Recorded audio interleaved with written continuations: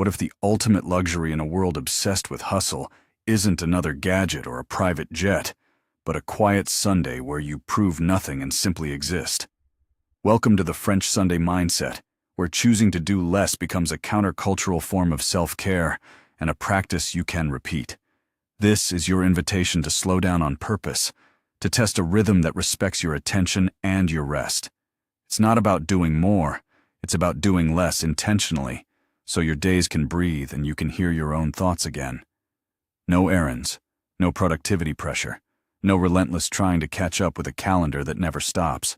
Just a slow, unstructured day that's entirely yours to wander, notice, and enjoy without deadlines. Slow living over scheduled living is the core idea, a deliberate choice to turn down the volume on life when you need to. Think long coffees that stretch into conversations, stretched out brunches that feel like small rituals, and aimless walks that invite your senses to wake up. It's not about what you do, but how you do it.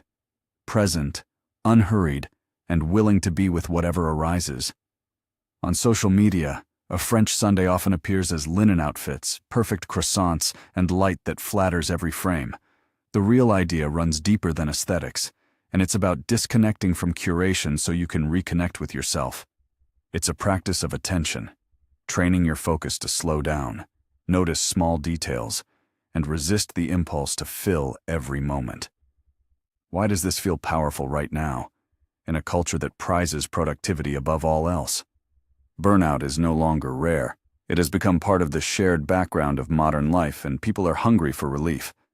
French Sunday reframes rest as a necessity, not a reward, a basic reset that helps you show up for the week with calmer energy. It rejects optimization culture, this constant drive to squeeze more efficiency from every waking minute. There are no rigid routines or checklists demanding you become someone you are not.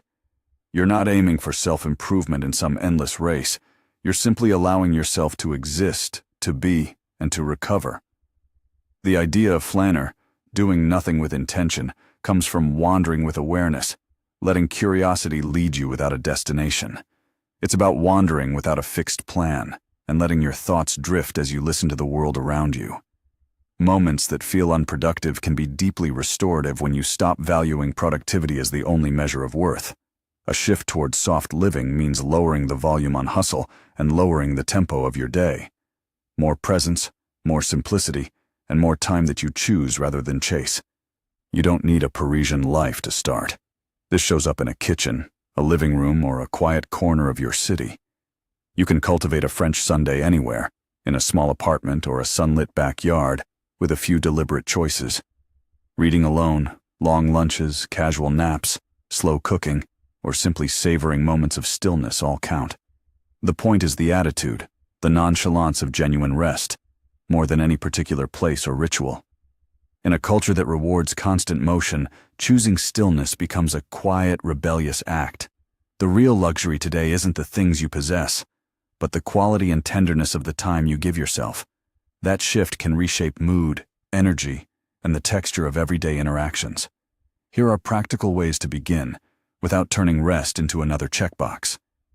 Carve out a solid block on Sunday and protect it from work emails and social updates. Turn off notifications. Resist the urge to chase every ping and let the day unfold at its own pace. This is not anti-work. It's anti-tyranny of productivity, the refusal to let achievement define your worth. If something truly needs doing, you handle it, but you do so without guilt or urgency that drains your energy. The aim is to rewire your sense of time, so rest becomes natural, integrated, and restorative rather than earned. Time itself is the real luxury today, and choosing how you spend it is a radical act of care. This mindset is accessible to anyone, not just people on glamorous trips, and it begins with a simple pause. You don't need a passport to practice rest. You only need permission to stop and listen. The French Sunday is a practice, not a destination, a daily invitation to breathe before you act.